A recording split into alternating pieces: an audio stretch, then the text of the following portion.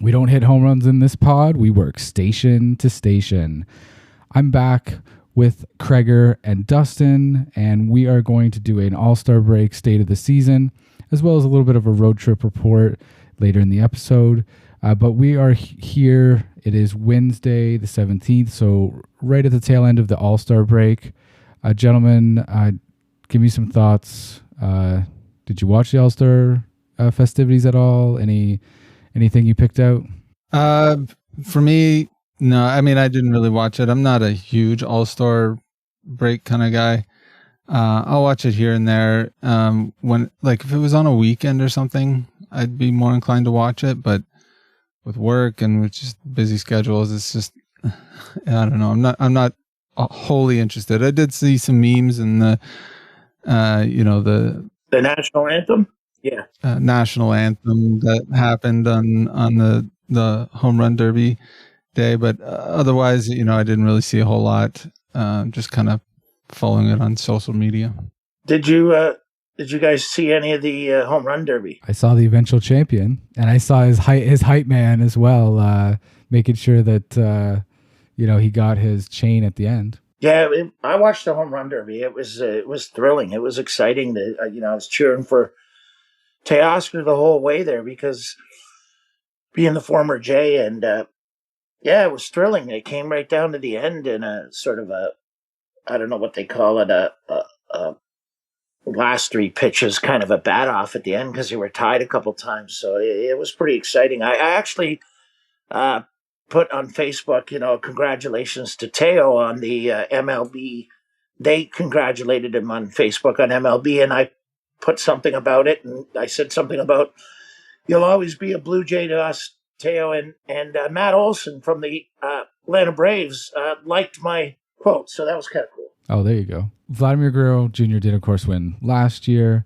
I didn't actually watch the Home Run Derby live. I think the Home Run Derby's lost a little bit when they changed the format, because isn't it timed now, or is it a number of pitches? It's a timer. Yeah, there's still a timer, and it's mostly the timer. At the end, they give you some bonus pitches if you, or bonus outs actually, if you hit certain distances. I believe it was like 425 feet you had to hit over, and you get a bonus 3 outs or something. But it kind of turns into like, how fast can I hit home runs? And I remember the old format was kind of, you had a certain number of balls, I believe, and you were a bit more selective. I don't know. It just seemed like a bit of a. It just has a different feel to it. Well, I think they're just trying to speed it up, right? I think that's good. I like that format better, the timing. Yeah, it's definitely grueling it's definitely grueling for the batters, because you could see Teo and some of these guys, especially Teo, he was exhausted on some of those rounds. So yeah, I bet you're just trying to get as much in as you can. I just can't wait for baseball to start again, because they have a lot of days off here, and they're not even back tomorrow, and we're not back till Friday. So it's hard living my life without baseball for a few days. Well, Kreger, you just can't wait to see the Jays continue to tank this season, eh? Yeah, it's a good segue. Actually, we're talking at the All-Star break. Dustin and I we touched on a little bit about this team in our last episode, but I did want to get into, I think we know where this team's at. It's 44-52, not going to make the playoffs this year, and questions are starting to be, of course, asked amongst the media. At least I saw a bunch today about what's going to happen with this front office. And I did want to talk about, because I think everyone is, I was going to say everyone is focused on Ross Atkins, but, Mark Shapiro is inherently tied to him. And I did want to talk about both of them, because I'm not really sure what's going to happen here, because there's a part of me that thinks Ross Atkins isn't going to get fired. And I think that leaves Mark Shapiro in a bit of a tenuous position, because he actually only has 1 more year on his contract. So technically his contract runs out when Vladdy's and Bo's does.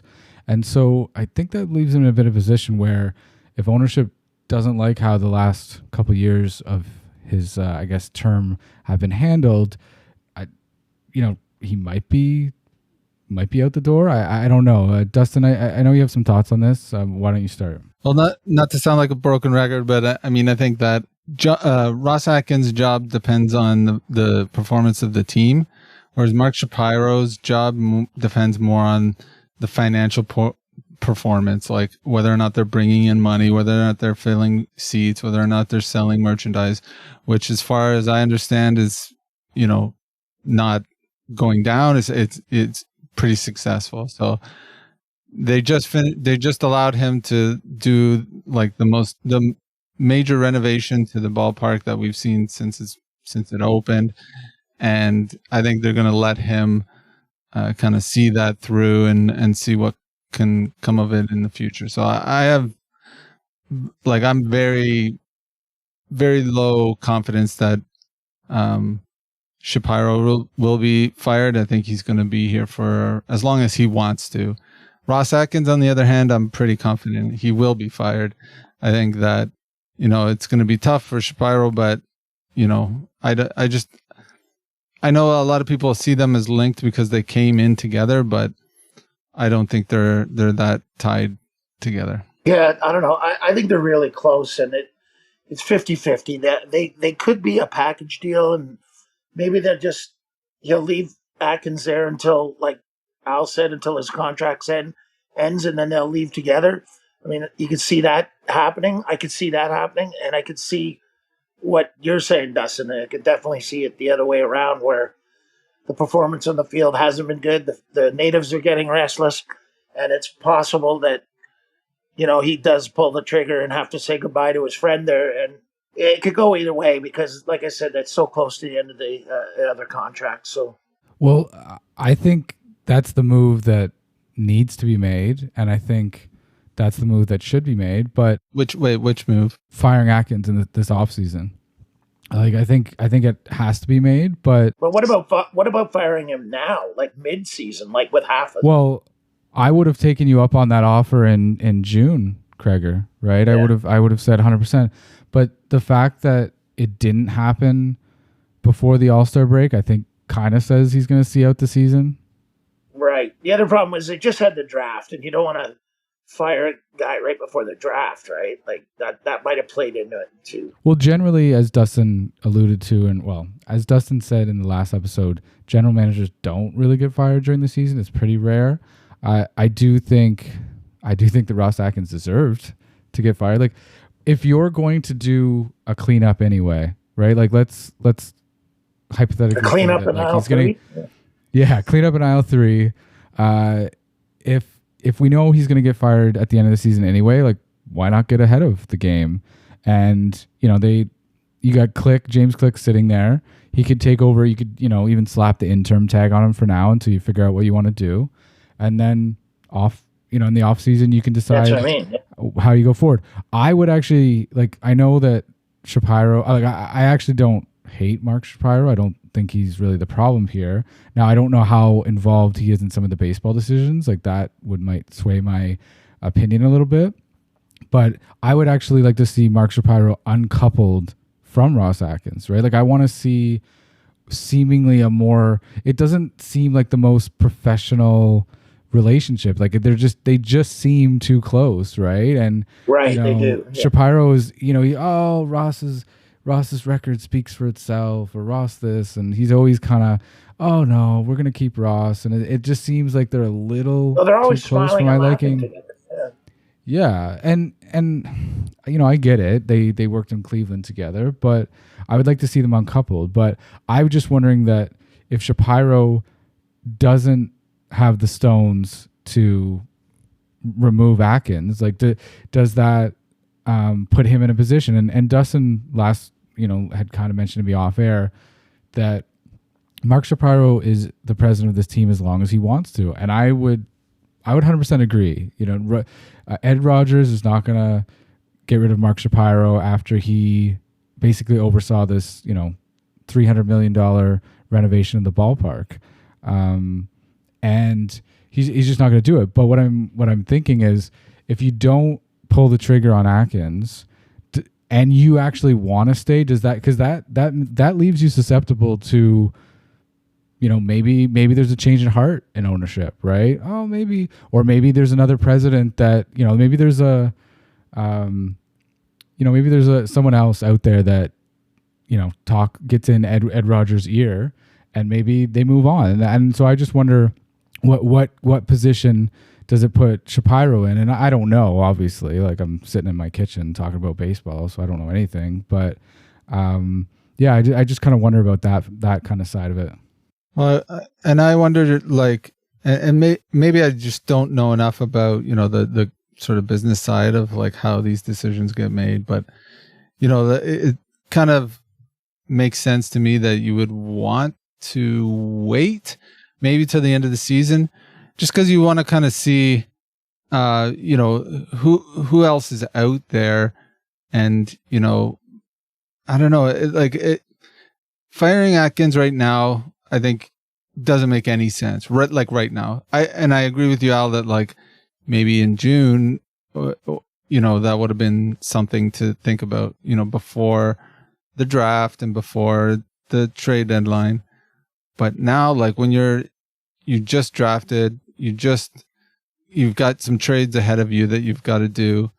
I don't know. It just doesn't make any sense. And then like, are you going to bring somebody in on an interim basis? And then I don't know. I just don't know what the whole like kind of strategy is with that. It seems to me that there may be some reasoning for just waiting for the end of the season, not having somebody that's an interim at all, not needing that kind of tag. Because like when you kind of tag somebody with an interim label, it almost gives them a little bit of a head start. It like makes others out there who might be looking for the job think, well, there's like, I'm competing against this guy that's already got the head start, right? Whereas if you fire somebody like at the end of the year and you don't have that interim guy there, it's like everybody's got that same, and you might attract more, higher end talent or whatever. Dustin, I would agree with you, and I 100%, okay? But this team actually has somebody working for it that was an interim GM. Tony LaCava is still with the team, and he was, I believe, I'm going to say he was the interim maybe before Atkins, I think, and he's still with the team. Yeah. And so if you really wanted a guy, that poses, I don't know, for lack of a better term, no threat, there you go. So don't leave James Click where he is, right? And he can be considered for the job, but you just put Tony LaCava in place. Now, I do think the horses left the barn, right? If you wanted to do this, you needed to do it in June, before the draft, before the All-Star break, before all of that. But they didn't do it, and I don't know if it really means anything right yet. We'll see. If I said previously on an episode some time ago, if either Vladimir Guerrero Jr. or Bo Bichette are traded by Ross Atkins, that means he's not going anywhere, right? Because if you're going to fire Ross Atkins, you don't allow him to trade your biggest assets. That would just be idiotic. And so we'll see. And I don't think they're going to get traded, so I don't think they're going to tip their hand any. But yeah, I don't know. I think that's kind of what we're kind of waiting for. And side note, like I don't want to go into this at all, but another team in the city just fired a president that the fans were extremely upset at. TFC and Bill Manning. I don't think we have too many listeners that follow TFC as well, but it's pretty much Ross Atkins, like, but in the president role. Like, TFC fans actually hate him, and I can assure you he was the problem. And Keith Pelly came in quickly, essentially made a decision, and a few months later he was out. So we'll see what Shapiro decides to do. It's going to be a big off season, obviously. Either way, final year of Bo and Vladdy, and we will go forward. Gentlemen, do you guys any last thoughts on where this team's at, where it's going? Anything else you want to get in here? Yeah, I just wanted to talk about just the draft, just quick, like on two things. I don't know if you guys saw who they drafted. They drafted heavily with college kids, college pitchers. They drafted a lot of pitchers early again. But the other thing I wanted to mention was, but we're talking about Atkins. Like his draft record has been really bad since the first year when he took Bichette, and I think his second year he took a couple of good guys. The first 2 years, it's been pretty bad, really bad since then. So that's one area where that's one of the reasons this team is so bad right now, is because the drafting has been bad for years. We haven't had many hits. And so for that reason, yeah, I would like to see another GM because just based on that, like it's not just all trades. Like you got to be good at drafting and draft well. That's the key, and they haven't done that. And under Atkins, yeah, you're right. I listened to a podcast. I think it was the At the Letters podcast. They Ben Nicholson Smith did a kind of solo draft sort of post-mortem of like Ross Atkins' tenure, and it's pretty damning. If you listen to it, I recommend everybody go and listen to that. And yeah, no, he's just, his best year was his first year when he still had the draft scouting director from AA. And then after 2018, when they drafted Bo and some other pretty successful players, they fired that scouting director, hired whoever they've got now, I forget his name, and it's been a disaster ever since. God awful. That's right. That's why we're in this position, because you can't just keep papering over the cracks with, like guys like, Kiermaier and free agents like this that are not the answer. So that's why we're at where we're at. That's why we're, like way under 500 at the halfway point. We're going to miss the playoffs. The number one thing is the drafting's been terrible. Yeah, they just haven't been able to maintain success, like bring up young, cheap talent that can keep us from spending money. I mean, I think if I were to just kind of last word kind of touch on the state of the season or the state of this team, is like what we saw in the draft, as you mentioned, we got the first pick was a college pitcher who likely is going to be ready pretty quickly, like college pitchers. And from what I'm hearing about this guy, he's going to be ready really quickly. Same with a couple other the picks down the road. So it just seems like from that draft and the way that they're drafting is that they're putting all their eggs in 2025 and they're just going to like go for it. So what that tells me is that the trade deadline probably is also going to be a similar vein where they try and get rid of some of the rental guys, Kikuchi and Kiermaier, whoever they can get rid of that are on that 1-year deal, and then try and load up. And so they're going to try and be competitive next year, which is, hopeful, but what are you doing for us long term? It's hard to see that right now. I don't even think you can talk about long term at this point until management is somewhat sorted, or how they're going to go forward, because the window is closing, as we all know. And so you need, who's the captain at the ship, right? And what's funny is that, Dustin, 2 months ago, everybody was talking about John Schneider. I don't see anybody talking about John Schneider anymore. Now, it is the All-Star break, of course, but John Schneider is not top of mind, and he may just keep on slip sliding through here while people, keep shooting arrows at Atkins and Shapiro. Yeah, I agree. I think that the public enemy number one out of the bunch is Atkins, right? Like, I mean, that's pretty clear. I haven't heard a lot of Schneider stuff lately either. So he's not the bigger problem. He didn't draft this team. He didn't make these trades. He didn't trade Teoscar away and some of these guys. So I think there's a certain amount of fans that they don't blame Schneider for. Yeah, sure, he makes some bad decisions and it's one game here or there, but you could say that about a lot of managers. But yeah, he didn't construct the team. Just on John Schneider, it just seems like, people are mad at him when we're at 500, right? Like it's his fault that we're not that little bit better.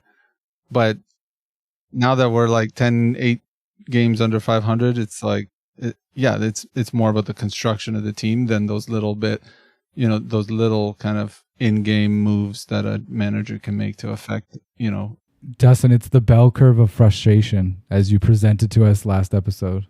We're sliding to the back end, and people are like, right, whatever. Yeah. Now it's more about the foundational sort of how this team is put together versus the minutia of winning that one more game. Yeah, or who he brought in the eighth inning, here or there, right? You know what I mean? All right, we're going to take a quick break, and we're going to come back, and Craig's going to talk all about his trip to San Francisco.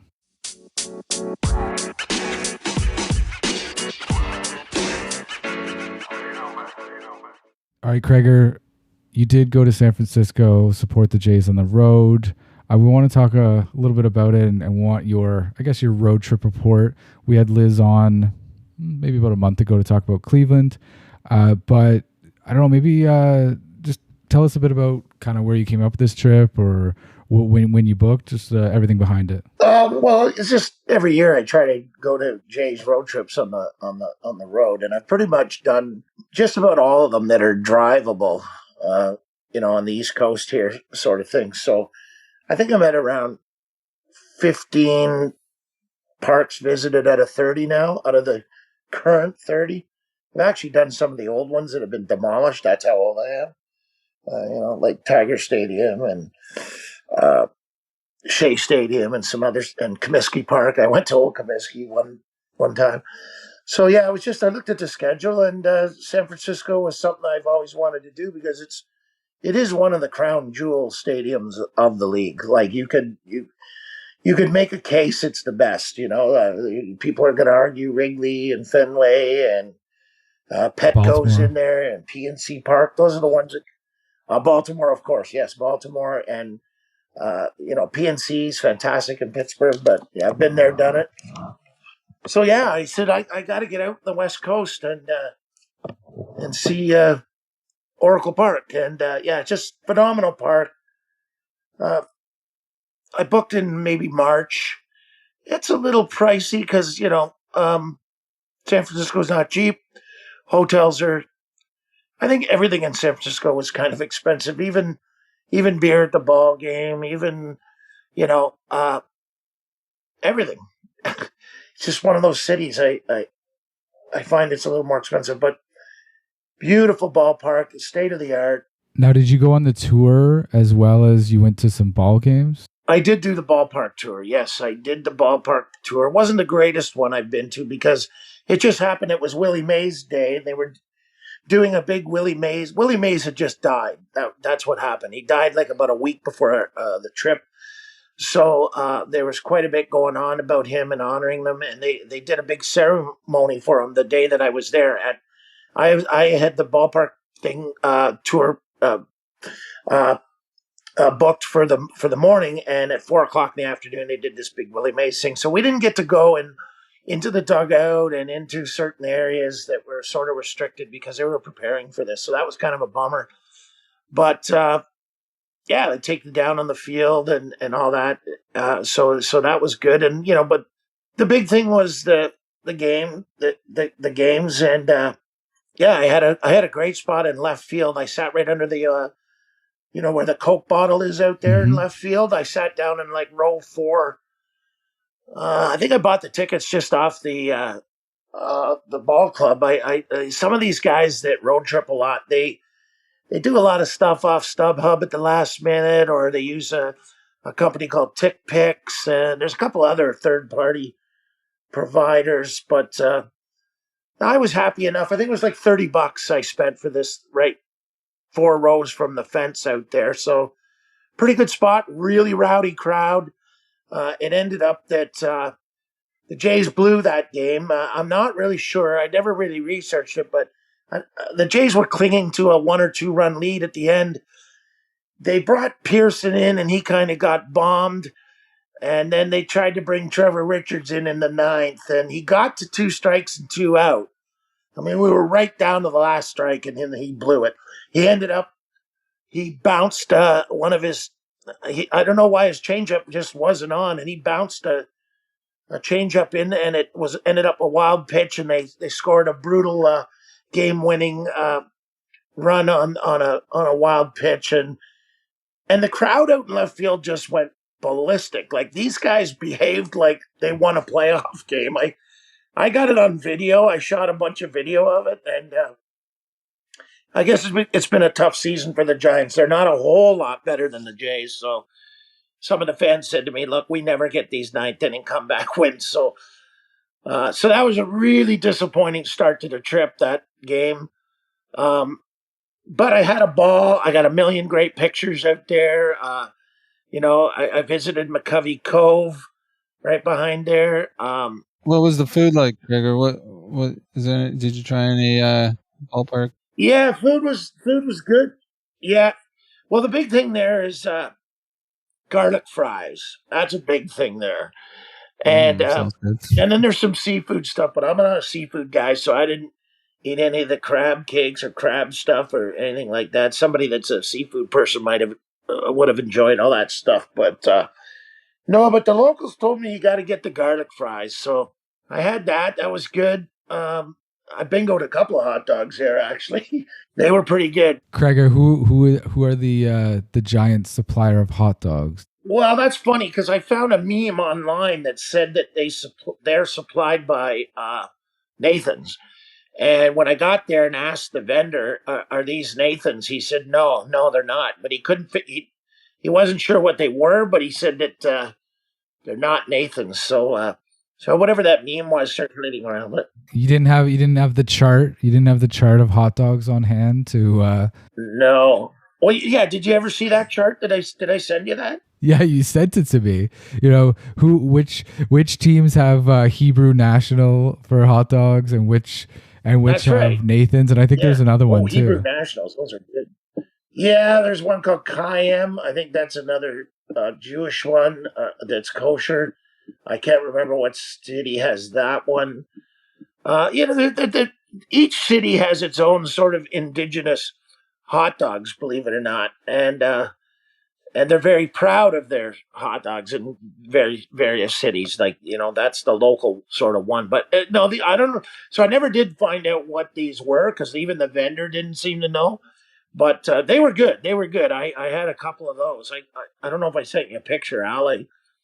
The thing was covered in onions and mustard and relish. But no, I gave those thumbs up. That was better. They're better than the Toronto ones, I'll tell you that. The next game was another night game, and the weather was better. And this time we had Bassett on the mound, and they had Logan Webb. And I remember thinking, like, oh man, last night we had our chance to win against it was Snell the night before, and he had just come off the injury list, so he only pitched like 3 innings or 3 and a bit, maybe 4. And I thought, that was our chance because Logan Webb the next night, he's tough. But the strangest thing happened, and that's baseballs. We bounced Logan Webb around, and Bassett pitched good, and we won that game, which was yeah, they had a big 6th inning there, 6 runs. Yeah, I think we ended up scoring 10 runs that game, something like that. And so that was a bonus because I kind of thought, oh man, we're probably going to lose 2 in a row here, with this pitching matchup. And but that's baseball, right? You don't know. And so they pulled that win off. I know Horowitz, I think. Well, Horowitz was good in a couple of those games. It might not have been that second one. And Ernie Clement had a good series. Yeah, that was his big game there. I think he hit a home run. Yeah, he hit a home run on 2 back-to-back games, I think. Ernie did. So game three was a rubber match. That was a day game, getaway sort of day. Oh, I forgot to mention Kikuchi pitched that one game. I guess it was the first game. And I think he struck out 13 or 14. Yep. Yeah.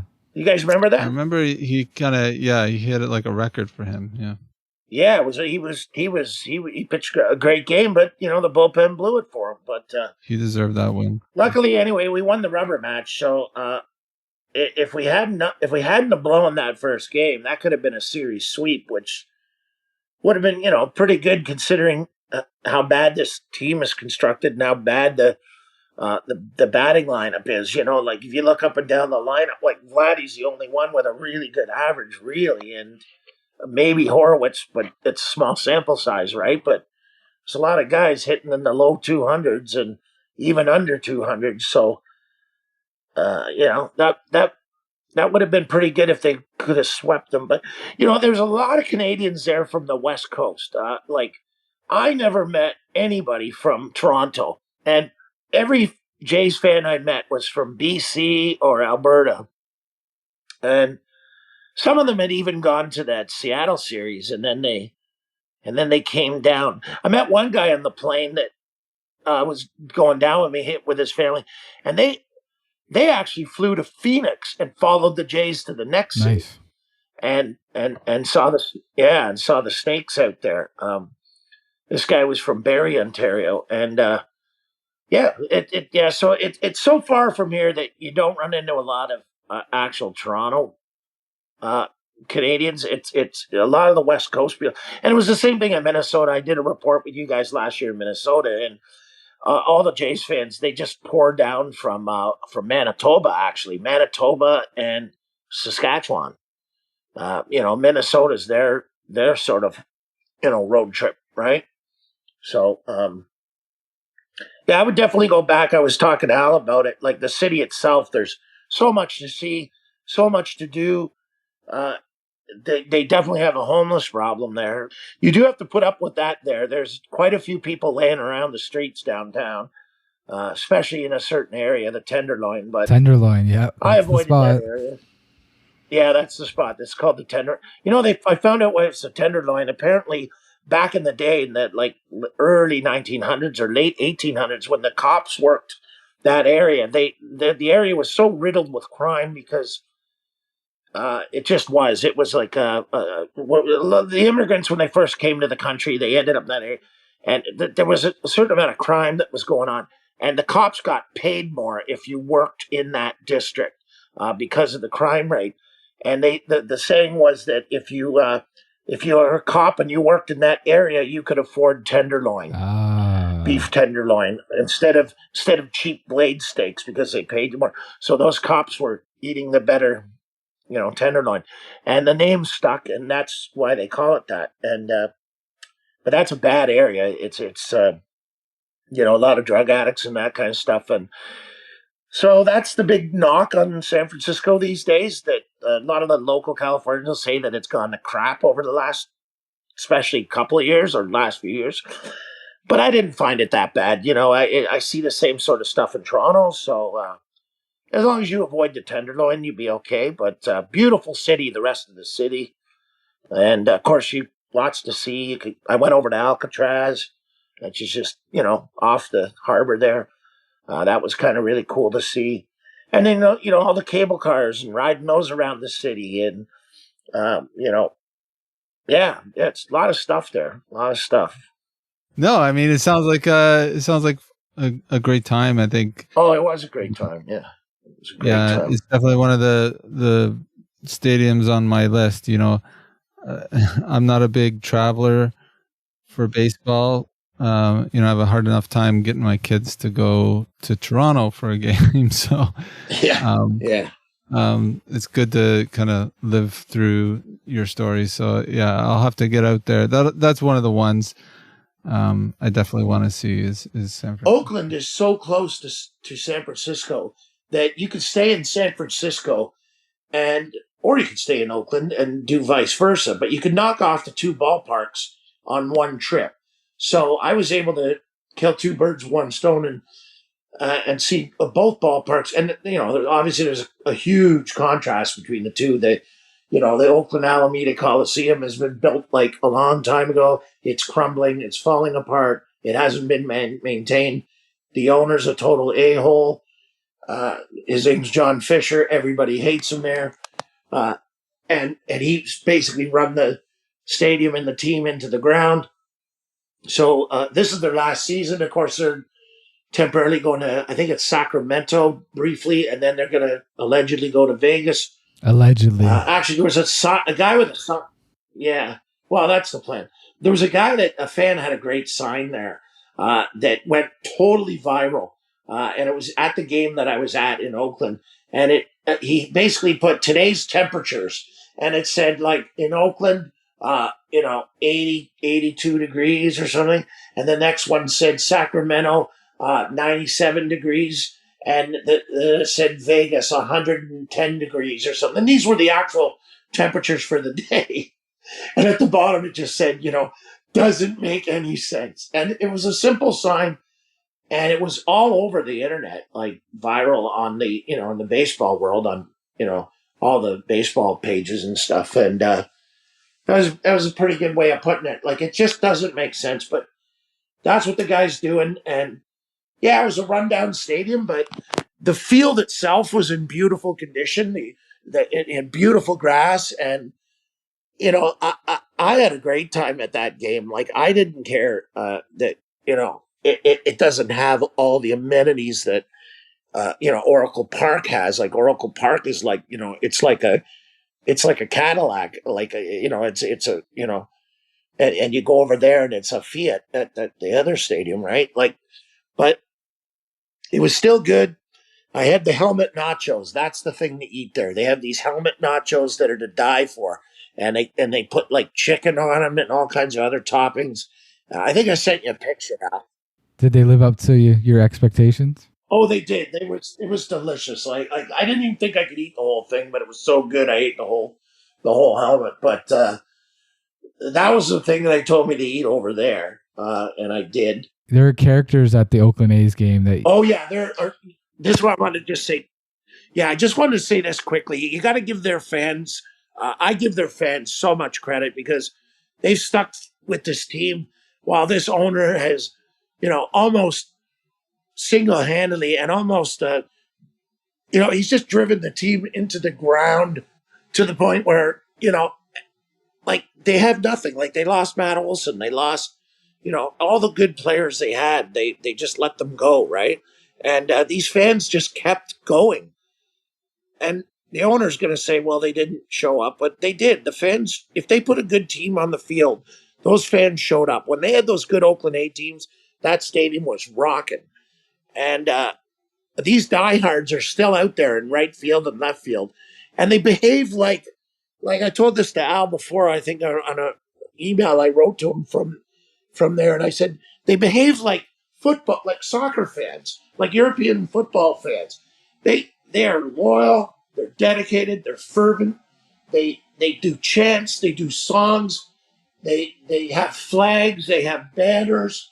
And I found out on Facebook where those guys were sitting, exactly what section, and I specifically bought my outfield ticket in that section.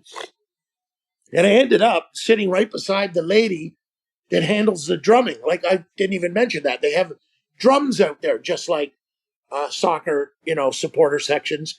And there's actually two women out there that run the drums, two separate drums, and they work together in concert. And it's well rehearsed, and they know what they're doing, and everybody knows the chants.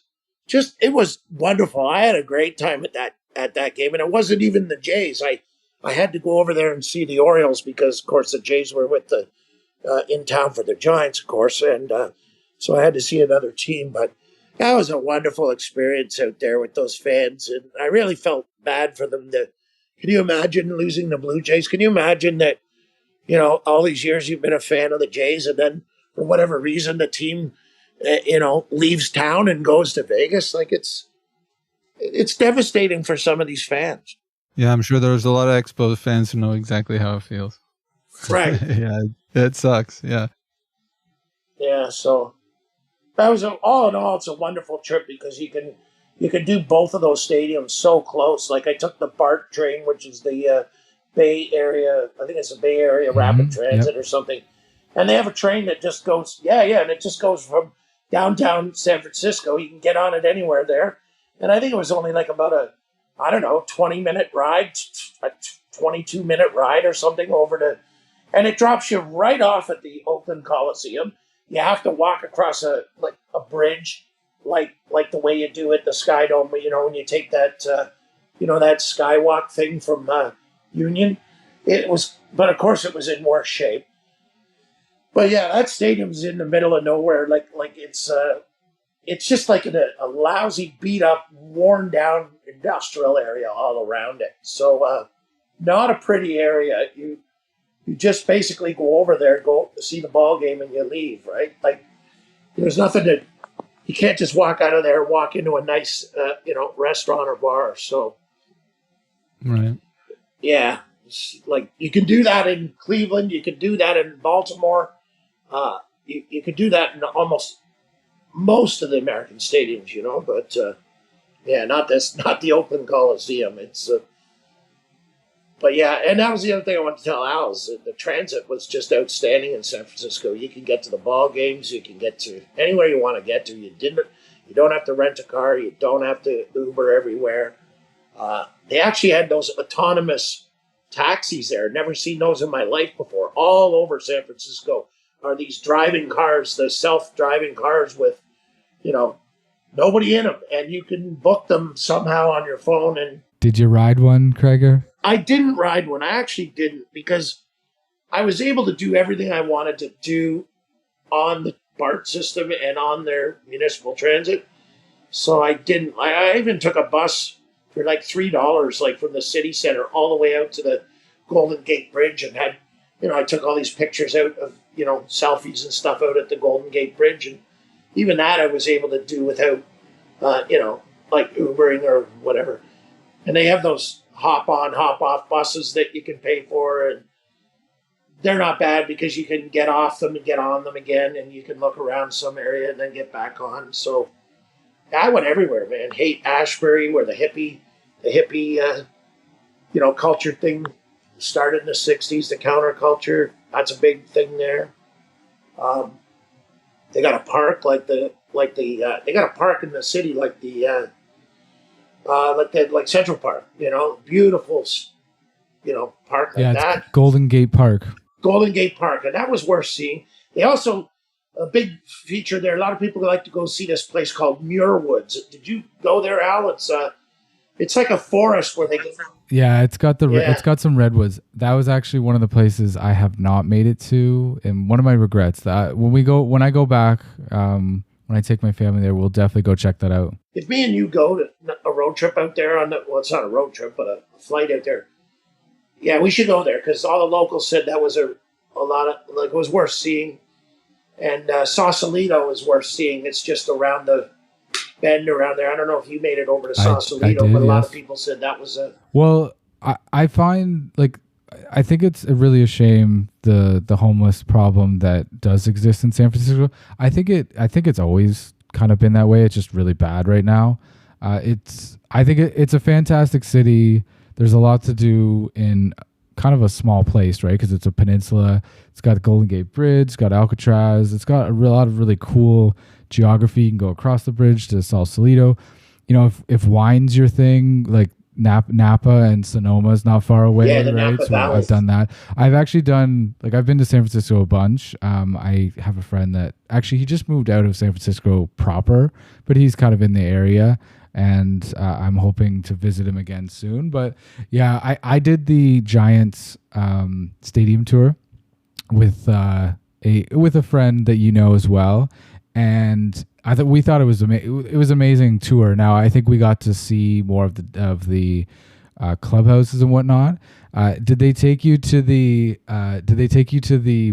box with the Tony Bennett box? Yes, they did.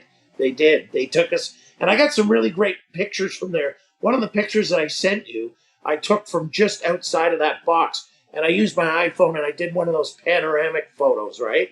And it turned out to be one of the best photos I took. It's like right from the right field corner of the stadium over there. Yeah, it's just a box, but Tony, it has Tony Bennett and Dustin. I don't know if you know the song "I Left My Heart in San Francisco." It's a Tony Bennett song. Yeah. I think they play it at the end of the game. Yeah, it's a really great song, and I put it on every now and then because it just takes me back to the times that I've been in the city and just enjoyed kind of the Northern California lifestyle.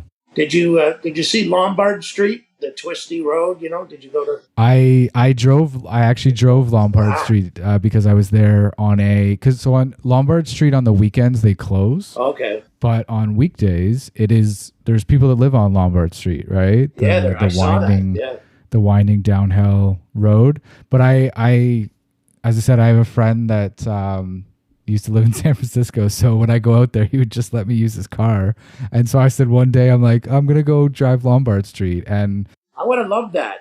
Yeah. During the weekdays, like there's nothing there. The weekends are it's a tourist trap, but during the week is pretty cool. You can drive it, and it's kind of cool just to say you can do that. Yeah. I walked down it, and I watched people drive down there, and kind of wish that I had a car for that. But yeah, because the streets, I was unprepared actually for all the walking I'd have to do up and down these hills when I would walk around downtown. Yeah. Big time hills. Oh, big time! Like I was exhausted. Like for some of these, some of these hills. It's really, really steep there. Craig, did you find it cold? Yes. I know you had told me, and you had gave me great advice that I need to bring a jacket, and I ultimately should have listened to you, and I ended up bringing a hoodie, which I wouldn't have, but that hoodie came in big time handy because that is really cool there at nights, and there's big temperature changes from one area of the city to the other. If like I don't know, we were downtown, and it was one thing; it was nice and warm down at the Fisherman's Wharf, but you go over to the Golden Gate Bridge where the wind's whipping over there and it coming off the ocean or whatever. And it was way colder within, just within a mile, So you definitely need to bring layers and wear layers. And I just kept the hoodie strapped around my waist. And when I needed it, I needed it. And when I didn't, I didn't. So you were right about that. That's for sure. Well, there's a saying, the coldest winter I ever spent was the summer. Well, the coldest winter I ever experienced was the summer I spent in San Francisco, because it's not like obviously February in Canada, but it's very it'll chill you to the bone. And every time I go out there, I'm like, oh yeah, I'm glad I brought my jacket because I'm freezing again. No, but it was way colder than I thought. Yeah, you think you're in California? I guess it's not quite. Before we go, do you have a highlight of the trip? Yeah, I mean, well, Oracle Park, like I was just amazed at how beautiful it looked in person, and to actually be there and have the boots on the ground and see something that I've seen on television for years. Like just when I walked up and, you walk off the concourse and into where you're in the stadium. Like I remember like just saying, holy shit, like this looks amazing. Like it was amazing. So yeah, I outside of that, the highlight was riding those cable cars up and down those steep hills with like hanging off the cable car. Like I would hang off on the side, you know what I mean? And I can't tell you how much that was a thrill. That was a lot of fun riding those things. And half the time the drivers let me ride for free, and they didn't even bother charging me. The guy said, "Don't worry about it." And so, yeah, that was real fun. And of course, the baseball was real good. The baseball was the biggest highlight, but the city was next. I think you have another trip coming up, Craig, later in the year. What? Where are you heading next? Yeah, well, just briefly, I'm heading to Dallas. I'm heading to Dallas in September, and I'm going to be staying. I'm going to be staying in Arlington because the Texas Rangers play in Arlington. But I didn't realize how close Arlington is to Dallas. So, on a side note, I'm a big sort of, I guess, enthusiast of the whole Kennedy assassination. So I'm going to couple the baseball trip with the Jays in Arlington. I'm going to see all 3 Jays games at Globe Life Field. And then in the daytime, I'm going to tour some of the JFK sites. Obviously, Dealey Plaza, where he was killed, and the Texas Book Depository, which they made a museum of up on the 6th floor, and you can go tour that. It's supposed to be really cool. So I'm going to be doing all that in September, and I'll give you a report on Globe Life Field because I haven't been there yet, and that's another one that's going to be on my hit list to cross off the ticker. So I'm getting closer to 30 teams. I don't know if I'm going to make it. See, a lot of these people that do this baseball chasing, that's what they call them, baseball chasers. There's a Facebook page, and people go to all these, they try to go to all 30 stadiums, and some of them do smash and grabs where they just go in and they do one game in the city and they bolt to the next city, and they'll do like 6-7 stadiums on a 2-3 week vacation, right? I don't know. It's not how I roll. I like to go in the city and I like to stay for the entire Jays series. That's what I do. So I'm chasing quality and not quantity. So Good way to do it. I don't know if I'm ever going to make 30 at that pace doing it that way. I probably won't. I almost certainly won't. Well, you knocked 2 off this year, right? So I try to do 2 a year, and so I need a few more years. But yeah, and let's say start upping the pace. But maybe I do a trip one year where I do 7, and I have to do some smash and grabs. But yeah, it's just not how I normally roll. So so that's it. Texas is coming up. The big Globe Life Field is brand new. It's only I don't know. It's about, I want to say 4 or 5 years old, and so it's hard to believe they built a new stadium after they already sort of built a new stadium a few years ago. Like in my lifetime, like that's the 3rd Texas stadium in my lifetime. Like that's quite a bit. Like I'm surprised they built another one, but they did. And I think it's kind of like a dome, and it's got a retractable roof, I think. And yeah, it's climate controlled. Climate controlled. And so I have some tickets in left field and right field, I think, for that series. I like to sit in the outfield a lot, so with the characters, so should be interesting in September. Well, I think that's all the time we have.